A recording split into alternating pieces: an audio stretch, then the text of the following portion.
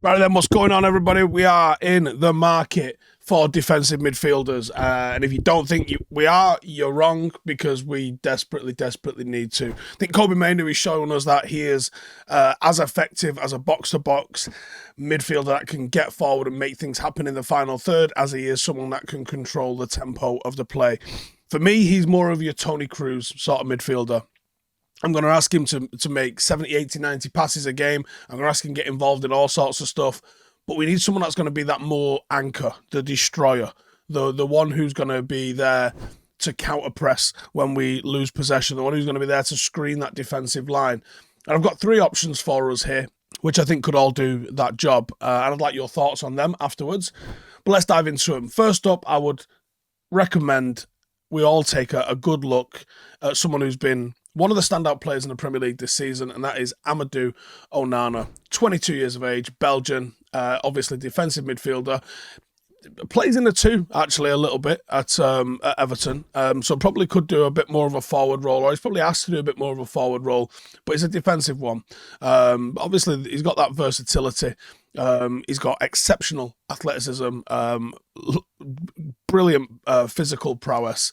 He's 6'4", which I think means he gets to dominate a midfield with just the sheer size of him. But he's also quick, and I think he's very adept in very many areas of the game. And despite his size, there is a common misconception that he's not technical. He is technical.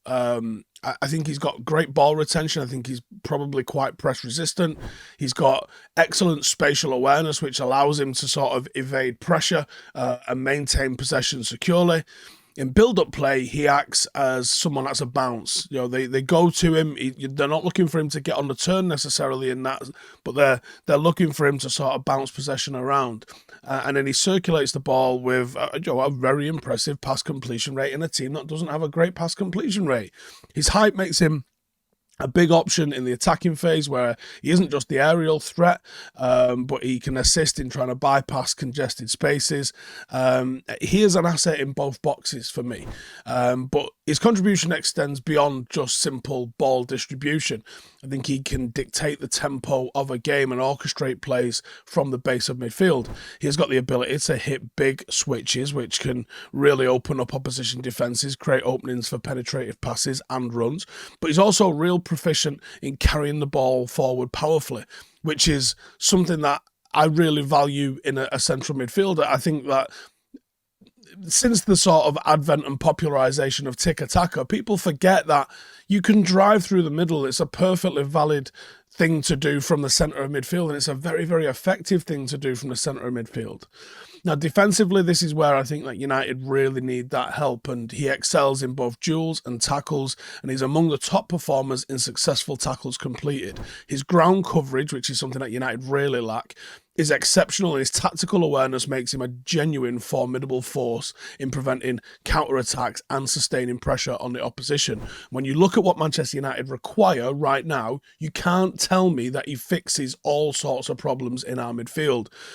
I think there's a real compelling case and a real compelling option for any team that seeks a dynamic midfield presence that's got a big amount of physicality, but also technical and tactical acumen. He would bring defensive solidity, and I think it would make him a massive asset for Manchester United. Price, it might depend on where Everton sit. I think they'll probably stay up. I think you probably get him for somewhere in the region of 50 mil. I think that would probably be enough to tempt their arm. I don't think they're in a position with financial fair play where they could sit on him for much longer. So I think there's a bargain to be had there. Teach Hanley simplifies taking care of your skin. They provide you with all the necessary products and none of the unnecessary extras. Listen, as a goddamn manly man, skincare isn't something that I am thinking of all the time. But Teach Hanley have actually made it real simple for you. They've got some instructions and you just do what they say. The level 1 system comes with all the basics that you need. You're going to have a daily face wash that's gets rid of all the dirt and grime from the day. You've got to have a bi-weekly exfoliant, which is going to get rid of all the dead skin cells that are hanging around on your face. And then you're going to have an AM moisturiser and a PM moisturiser. When you get yourself ready to go out on the hills in the morning, you've got to bang on the AM moisturiser. And in that, you've got an SPF 20 that's going to protect your skin against the sun. Once you get back at night, your face is taking a battering from the wind and the weather. This wind is only and it's all dry and cracked, you bang on the PM moisturiser, and that's going to look after your skin and hydrate you right throughout the night.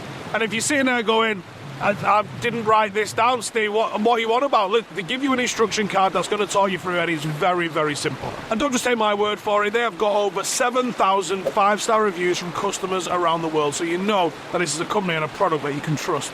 Get yourself an amazing deal from Teach Handler. You can get 30% off and get a free gift by clicking the link in the description below. Don't wait, start your skincare routine with Teach Handler today. To the bit. Next one for us to look at then is Mats Wieffer, Dutch defensive midfielder, 6'2", another big lad, and he shares a lot of similarities with our first option, making remarkable athleticism and agility on the field.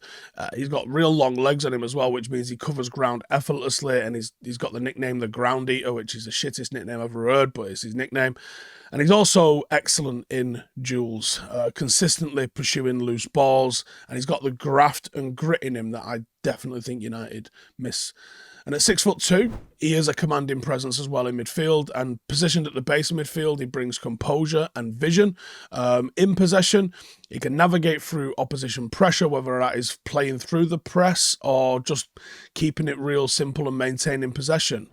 Wieffer's role often sees him as the focal point of Feyenoord's midfield, mirroring a little bit what Kobbie Mainoo does in terms of progressing the ball forward through both dribbles and passes. His proficiency in progressive play is notable. He averaged 8 progressive passes per 90, which is quite good.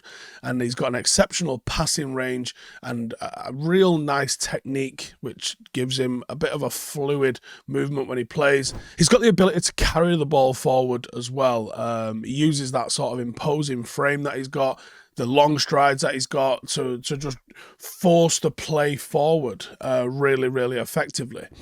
In the advanced positions, he demonstrates versatility both as a creator and as a goal threat, and he's got real precise passes in the final third. You'll see him chipping it forward, you'll see him with excellent through balls, putting it into the channels, and his crossing has got another dimension to his attacking contributions as well. He is another that has got presence in the box, and he's got long-range shooting ability, which is something that I don't think United are getting enough of at the moment, which is goals from midfield.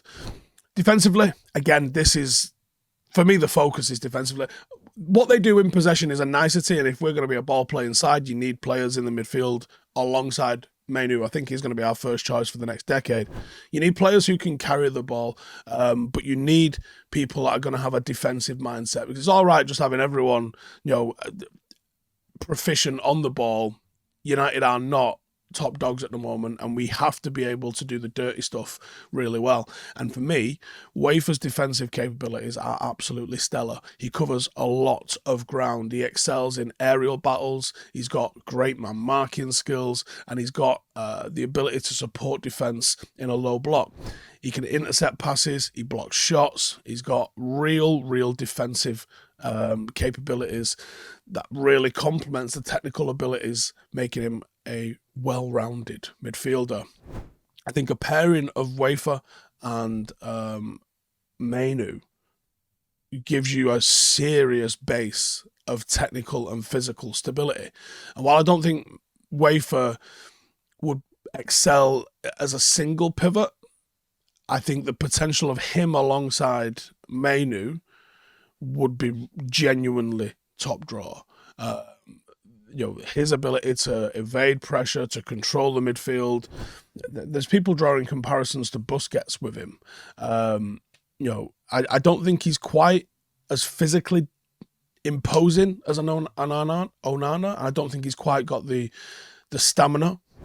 So I think that in the Premier League, he would get found out playing as a single pivot, but I think Mainoo's growing into a real beast as well. And I think playing both of them two together, you're going to see a real strong midfield from United, and you can develop the stamina as well. The price range is meant to be 35 to 40 million. Again, an absolute steal, and a quite compelling investment opportunity, I would say. And finally, I'm pretty sure we spoke about this guy before, but Youssouf Fofana, 24, French, 6'1". 6'1's a great height, I think, for a midfielder. he is a physically imposing midfielder. He has got a stocky, robust frame. He's got size and height that he uses to his advantage, even though he's the smallest of the three that we're talking about here. But he's got another person that blends both physical and technical skills that enable him to navigate opposition pressure and pressing with a hell of a lot of ease. And I would say amongst the listed players that we've got, I think Fofana is the one that could play as the lone defensive midfielder on his own if he was asked to. The others all sort of play in a two or would require to be played in a two, maybe pulling Mainoo back just a little bit. But Fofana absolutely could do it on his own. He could be box to box, he can be a destroyer, he can be a lone defensive sort of anchor, the Makalele role if you like. But he also has the ability to receive confidently, like very confidently, initiate attacking movements. He's got absolute calmness and composure, like Martinez level calmness and composure. And I think that presence that he exhibits when he's at the base of midfield is significant. He seems to consistently draw opposition pressure, and that creates space for his teammates to try and exploit. Another that excels carrying the ball. He's got the pace, he's got the power, he's got the dribbling ability to be able to move the ball through that midfield third. And I think he's also very good in progressive passing as well. He seems to get it forward. He ranks statistically in some of the top performers in Europe, which gives us the ability to know this guy can do what we're asking him to do, and he can help us unsettle opposition defensive. I think his passing range is another big attribute. I think it allows him to distribute the play with precision, really sort of disrupt what the opposition defence is doing. And then once he gets into advanced positions, he has long-range shooting, which again, I think United don't score enough from midfield, which give us an extra level in attacking contribution. But defensively is an absolute asset. He stays on his feet. He rarely seems to slide in. So he's a bit of an opposite to Casemiro in that sense. But I think he's just got the positional awareness and the ability to cover ground and intercept stuff, halt those counter-attacks, halt those transitions, which we seem to get hit with all the time. His physical presence and his ability in duels make him a genuine, formidable opponent for attackers. His ability to track back, recover possession, enhances that. He's got all of the elements you would need to be an elite number 6. So, in summary, Fofana offers a real combination of physicality and technicality, as do all these options here. And there's some areas for improvement in his defensive positioning and even aerial duels. He's the smallest of the three.